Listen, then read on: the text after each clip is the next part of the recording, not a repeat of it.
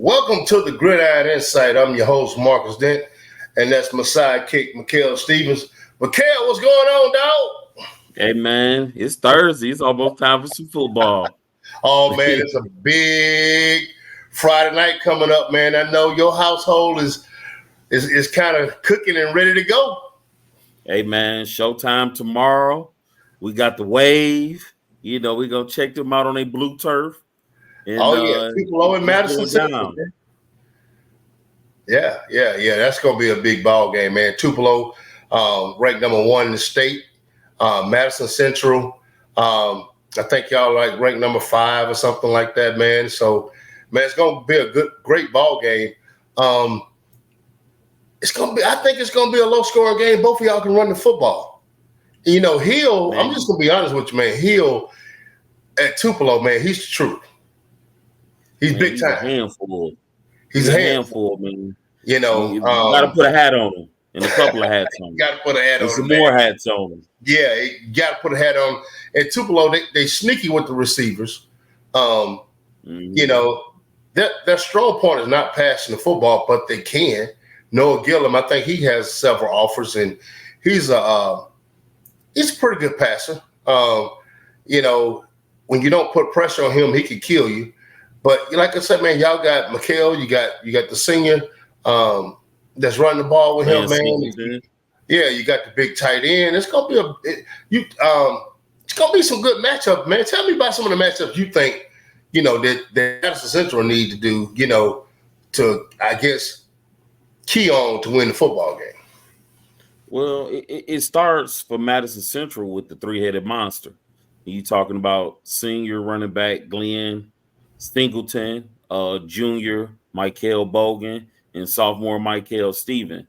That will allow for the play action and allow them to get down the field to the tight end, Florida commit Micah Jones. Right. And also on the outside with Zay Hart at wide receiver.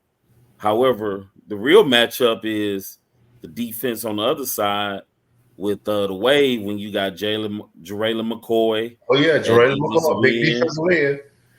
You got the cornerback, Mason Dunn. And also 6'3", and he long, man. He long. Right. Yeah, and you got a little athlete out there, Iverson McCoy.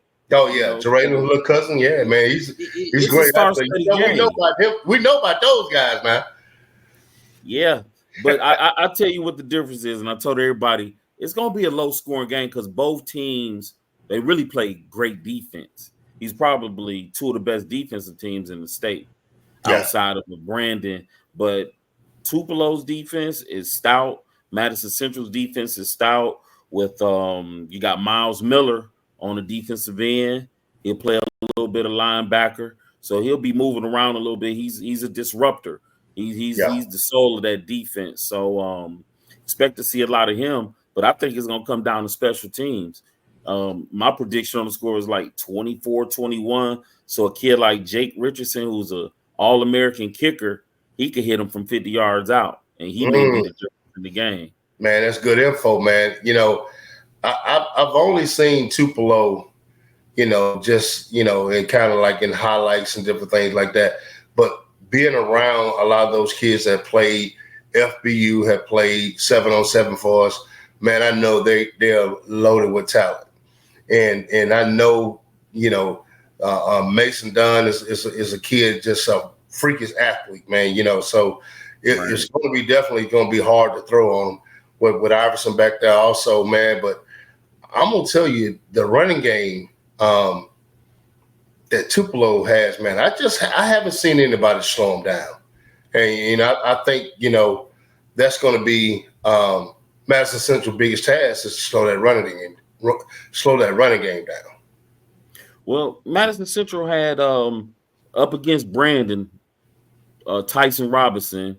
Tyson rushed the ball 23 times for only 53 yards in that game early in the season. But, young kid, but considered one of the best in the state. But J.J. Hill is a little more physical. He's strong. He's a junior. He's been there, done that. So, I look to see Tupelo really hand him the ball a whole lot. Yeah, I suggest he carries the ball 18 plus. And you got Kylan Bobo, and Kylan Bobo is he's a threat too, man. He's a sophomore, already has an offer from Ole Miss. I don't know if he has any other offers, but I do know, he has one P4 offer and a lot of looks, and he can tote the rock also, man. So yeah, it's gonna be a defensive game, man. I want to say, oh man, I gotta go with the Wade, man. I'm up here. Man. I want to say, I say 17-14. 17-14. I can see that. I think it's going to be a defensive battle. I see it coming down to a field goal. Right. It's going to be all about who can run the ball, who can play defense with these two teams. Yeah. They basically mirror each other. They do, man. They mirror each other, man. Like I say, I think Mason is he an Ole Miss commit? I'm not sure. Yeah, I think Mason's an Ole Miss commit. I think Iverson's is a Mississippi State commit. Iverson, McCoy. J.J. Hill's a Mississippi State commit. Yeah, J.J. Hill's a Mississippi State commit. Yeah, man, they got some dudes, man. Y'all got some dudes too. You got Big Micah. I mean, and I'm gonna tell you, Micah could be the deciding factor in this game, man, because a tight end, when you got a ground and pound game like that, man, that tight end can slip out there so easy. I watched LJ. I can't think of Lonnie Shen last week at Columbus. Man, Lonnie Shen is about 6'3", 235, 6'4", 235. Man, all he did was just slip in there behind them linebackers. And I imagine he had over 80, yards. And that was the deciding factor in the ball game. So, man, if y'all can work him in, if y'all can work Jones in, man, I think that'll help you guys out a whole lot, Michael Jones, he's averaging about 80 yards a game. However, what's really underrated about the kid is he plays defense. He will occasionally play defensive end, and I'm sure against Tupelo, he's going to play a lot of defensive end. So look for him to make plays. He started out playing defense. Am I right or wrong? He did. He started out as defensive end, and then he's a two-sport athlete. He plays basketball. So, he got soft hands, so they put him over at tight end, and it all worked out.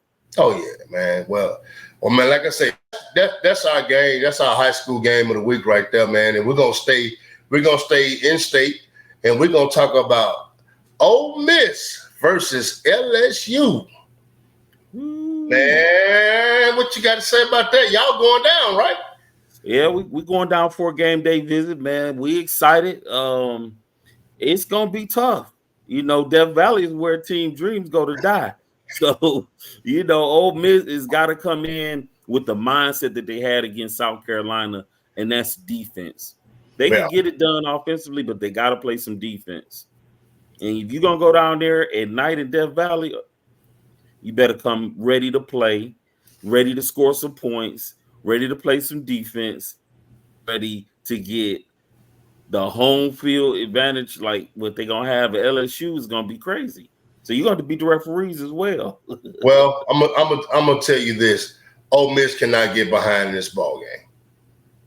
They cannot get behind this ball game. I just, you look at history. You can't play from behind in Death Valley. You can't do it. And from what I've seen out of Ole Miss this year, I've seen some good and I've seen some bad. I seen when Kentucky put their foot on their neck, they couldn't overcome it, and they were at home. So you think about being down in Death Valley with where you can't even hear yourself think. So my biggest thing is I think Ole Miss is hurting in the run game, man. I really do. I mean, I hate to say it, but they miss Judkins, man. They miss him a whole lot, and then Bentley, we just hadn't seen a whole lot of Bentley at all this year. So, man, I don't know. Say what now? We hadn't seen him at all. No, I hadn't seen him at all, man. So, he was a kid a couple years ago. I thought he was just as good as Judkins, man. So I don't know what's going on with that situation. But I know Jackson Dart has to play a pretty pretty much perfect football game. He can't throw it. He can't give it away. He can't put it on the ground, and he can't make mistakes. Well, I look for Parrish and Matt Jones to actually step up this game in the run game. Yeah. You know, Parrish has got to stay healthy though. A long way, man.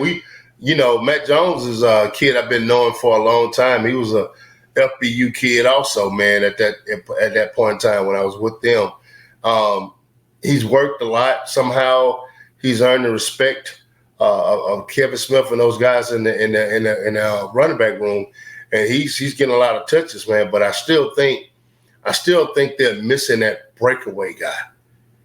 Well, it's in Parrish, but it just seemed like he get hit a couple of times, he's hurting. But I'm really expecting a breakout game out of Matt Jones. We just hadn't had it yet. But I'm expecting for him to have a massive game, and that would be great, man. If he could have that kind of game and go down to Death Valley and pull that upset, man, that would be. Well, I think Ole Miss is favorite, right? I'm not sure. Yeah, I'm almost sure they are. But anytime you go into Death Valley, I don't know how they favorite. Nah, you're not the favorite when you go into Death Valley, man. And they actually are favorite. LSU is favorite. No, Ole Miss is. Oh yeah, I figured that. Yeah. I figured by the line they would be favored, but just man, come on, this Death Valley. Yeah, Ole Miss is negative 3.5. Okay, so they're talking about a field goal, 3.5. Well, Ole Miss is at like 576 yards total offense. That's high. I know they had the little blunder against Kentucky, and I think they fixed a lot of those problems. I think Kentucky hit them, and they wasn't expected to have a defense smother them like Kentucky did. And I think they fixed a lot of those problems. I think they're back on track to do what they, do the things that they want to do, and that's make it to the playoffs and try to get a home game in the playoffs. So, I think they're on track to do that. But LSU, man, super talented team. We all know Kelly how he is, man. He can call some really great ball games, and he can stink it up at times too. So, like I said, man, I hope you guys have a great visit, man. That's a place that I've only been down there once, man, and it was electric. So hope you get a chance to go down there again at the end of this year when OU plays down there. So definitely, man, we're going to try to get that. I'm trying to figure out when was the last time Ole Miss beat LSU 2 years in a row. Man, they won last year in Oxford. Yeah, you have to look that one up, man. I don't know. It seemed like that's you just put something on my mind right there, man. That'd be pretty hard to do. I think that would be pretty hard to do. Just beat them 2 years in a row, especially you coming down into the den, man. That's gonna be tough. Yeah, never thought about that, man. But like I say, Ole Miss got to take care of the football, man. Don't know how healthy Trey Harris is. I heard he was kind of nicked up a little bit, but I'm quite sure he'll be ready to go Saturday night. I promise you that. But like I say, man, I think Ole Miss, I think they're back on track, man. And, man, if Ole Miss take care of the football and win the turnover game, I say 28. I say 28-24 Ole Miss. Okay. Well, I'm going to take it a tad bit up. 38-31 Ole Miss.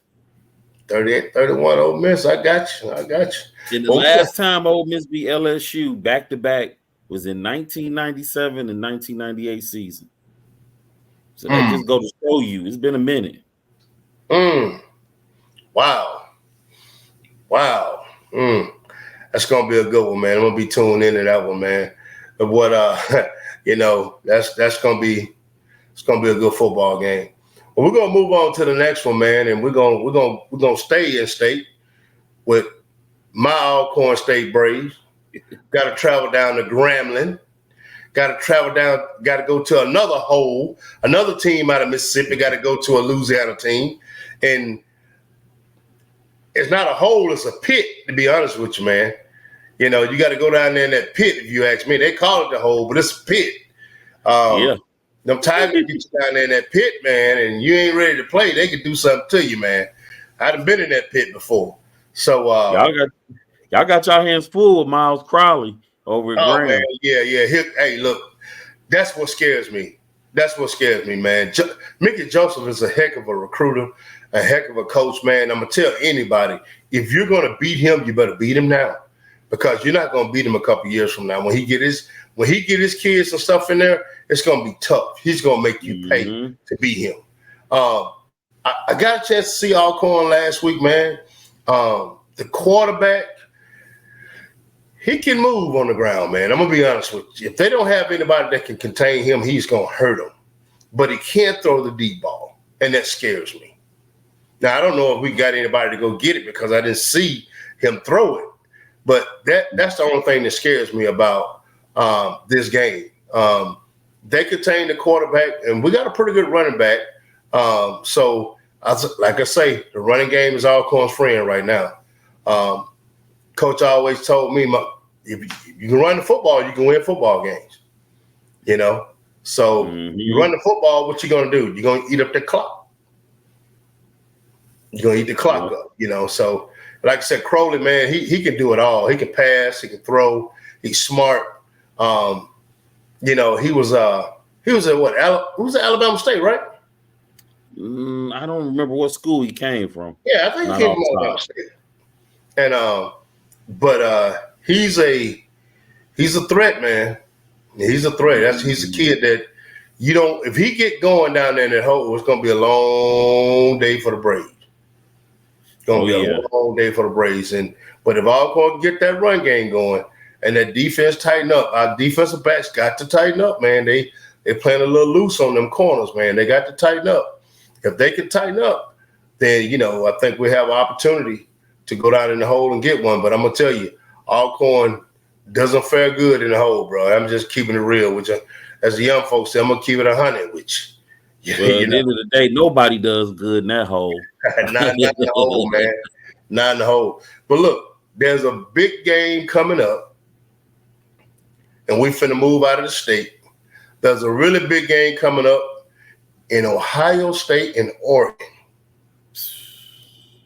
Now, bro, this is what Oregon wanted.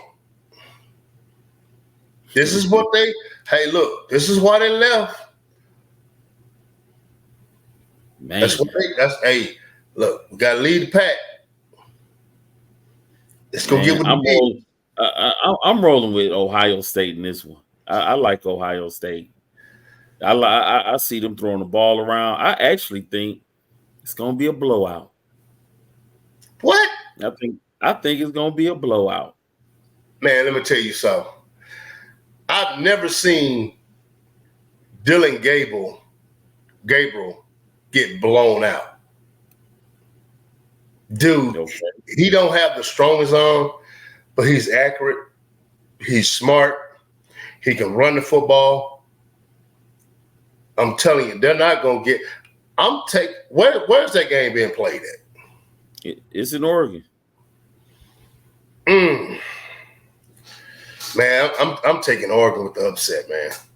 Man, I'm going with Junkins and them boys, and they going to run the ball all over Oregon Ducks. Man, they're going to get physical, and they're going to baptize them boys into the big pool. I'm going with Dan the Man. I'm going with Dan the Man and Dylan Gabriel. Man, I got Ohio State 42-24.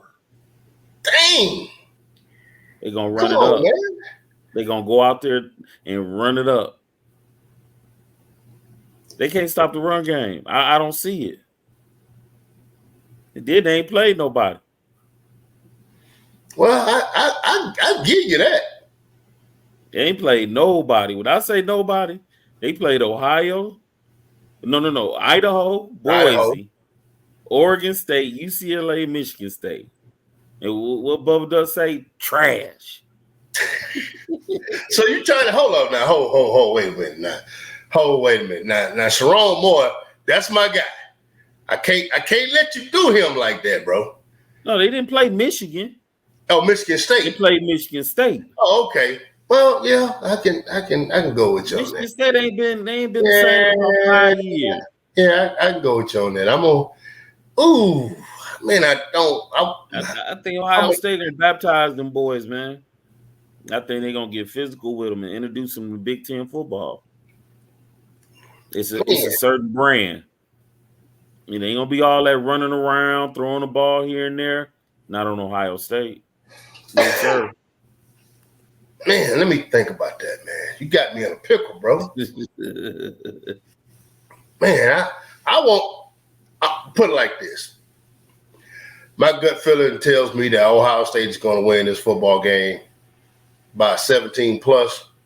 But I'm going to put it like this. I'm going for Dan and Dylan Gabriel, man. I like those two guys.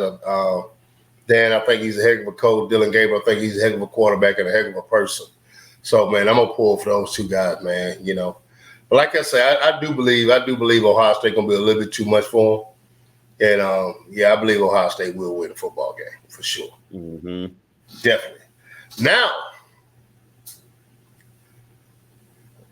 Ohio State, got ahead of myself. Oklahoma, Texas, who you got? I love Texas. I really do. I love everything they doing over there. But one thing you brought to my attention, Oklahoma is not scared of Texas. They are not scared. And you know what? I'm still going to go with Texas. Texas looking good, man. I'm still going to roll with Texas. Now, I don't know if Manning is playing or what's his name? Ewers are playing. No, Ewers playing. He's playing. Okay. I'm going to roll with Texas. I'm going to roll with Texas in a tight one. I'm going to say 34-28, Texas. The offensive line at Oklahoma is healthy for the first time this year. We still down 4 or 5 receivers. Understand that. But Oklahoma does not fear Texas. Texas fears Oklahoma. You always remember that. Oklahoma does not fear Texas. Texas fear Oklahoma. Go look at the record out of the last 10 years and see what you find. I'm looking at that spread right now, and it's got negative 14.5 on Texas. It don't matter. What was it last year? I don't know. Close to it last year. Michael Hawkins in that BV defense. And you got R. Mason Thomas, the law firm, coming off that end. OU leading the country right now in sacks, I believe. Homeboy, yours can't stay healthy, man. He can't stay healthy. Yeah, we they gonna get to it. They gonna get to it. You know, all I can say is about Oklahoma. They ain't played nobody. What you mean? Wait, they played somebody now. Yeah, they lost to Tennessee. Okay, we lost to Tennessee, but we also put a freshman in and scored 2 touchdowns in the 4th quarter. Yeah. Well, you know, at these programs, I expect freshmen to do big things when they get in. But here's the thing. The offense that Texas had, the Texans have seen, it will not be the offense they see Saturday. Okay. That offense was geared around Jackson Arnold. It wasn't geared around Michael Hawkins. So they don't know what they're going to see. But I can guarantee you, Shark know Brent Venables, and Brent Venables is going to bring some different looks and different things like that. It's going to be something. He's going to bring the heat now. That's going to happen. So I got to go with the Sooners, baby. It's Boomer Sooner all the way. Hey, yeah. 28-24, Boomer Sooner, baby. Ooh, can't wait. Trying to tell you, baby. That's what's gonna happen. That's what's gonna happen. What you got? Give me your prediction on that. I told you, 34-28. Oh, 34-28. Okay. Texas. Mm-hmm. All right. We're gonna move on to man, I thought I would never be talking about this game ever in my life. But you talking about Vandy versus Kentucky. What? Man, come on. If Vandy wins this ball game, bro, they in the top of the SEC. They done knocked out Bama. Man. Look what's on the screen, man.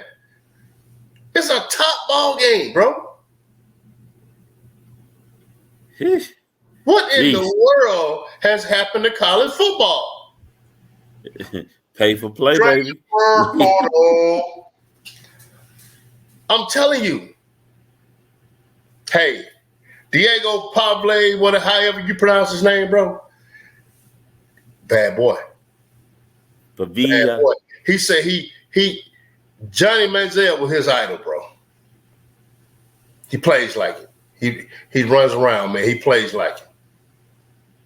I'm taking, everybody said, well, Vandy's, they riding high right now, man. I'm taking Vanderbilt.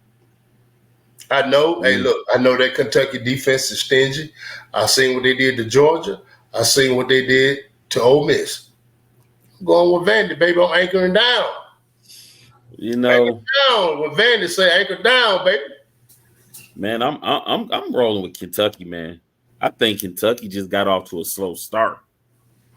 That's what I'm thinking. Yeah. That's it. Like I think they got off to a slow start. They're well coached, and they're gonna win 8 games a year. Oh yeah, they definitely, man. They got a great football team. I'm not taking anything from Kentucky, but I think Vanderbilt is not only are they smelling the sauce, I think they're eating the sauce. You know what I'm saying? And I think that program is ready to turn the corner, man, because what the NILs and transfer portal has made Vandy relevant. Well, let's see if it was luck of the Irish or they for real. If they can somehow figure out a way to beat Kentucky, then I'll put a little legitimacy on Vandy. But if they turn around and lose to Kentucky, same old Vandy for me. Yeah. Well, I don't know, man. Vandy normally doesn't win any games, but the games inside, outside of the conference. But Vandy's played. I think they played Georgia this year. Did they lose to Georgia? Of course, Vandy did. They didn't play Georgia. No, I didn't think they did. No. Vandy played. They beat Virginia Tech. They beat your Alcorn. They lost Georgia. They lost to Georgia State. Right. They lost to Missouri. Then they beat Alabama. Yeah, they lost to Georgia State. My nephew went to that game. He was on a trip up there. They lost to Georgia State. That's right. But in the SEC, they're in good standings in the SEC. Believe it or not. So they 1-1. We'll see. I'm gonna take this one in a high scoring game, man. I say I'm gonna go 38-42. 38-42. But guess what? I'm going with Kentucky. He's a smart man. I'm going with Kentucky. I like Vandy. I'm pulling for Vandy, but I think that defense that Kentucky has, when it's time to step up, they'll do it. They'll be able to control that. So I'm gonna go 24-21 Kentucky in a nail biter. Okay, all right, we'll go with that one. Before we close this little show out, got something I really want to talk about. For the second time in a row, Mississippi is probably going to lose the number one offensive lineman in the state, Mario Nash. He went to Florida State last week, and right after he came back from Florida State, he decommitted. And, my sources tell me that Florida State is in the driver's seat along with Clemson. What's your take on that? You ever heard, those Louis bags down to Florida State? Prime, he get his Louis bags from Florida. Must be the money that's turning me up. Must be the money.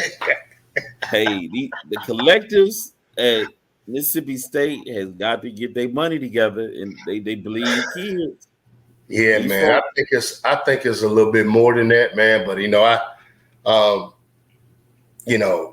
it's something got to happen, because this is the second year in a row you're gonna let your top offensive lineman in the state leave. And I think, like I said, we talked about it, on previous shows, and we're not gonna go into that. Something has to be done to keep those type kids. I don't think they want to go, because I know the one that lived here, he didn't want to go, but everything just worked out better somewhere else, So it's kind of how it is, But man, look, you guys be safe on that road. I will be in Tupelo tomorrow, 7:00, Madison Central, Tupelo. Hey, go down. I'm your host, Marcus Dent, and he is Markel Stevens. Appreciate you. Make sure you hit that like button, subscribe before you leave out the house. We out. Peace.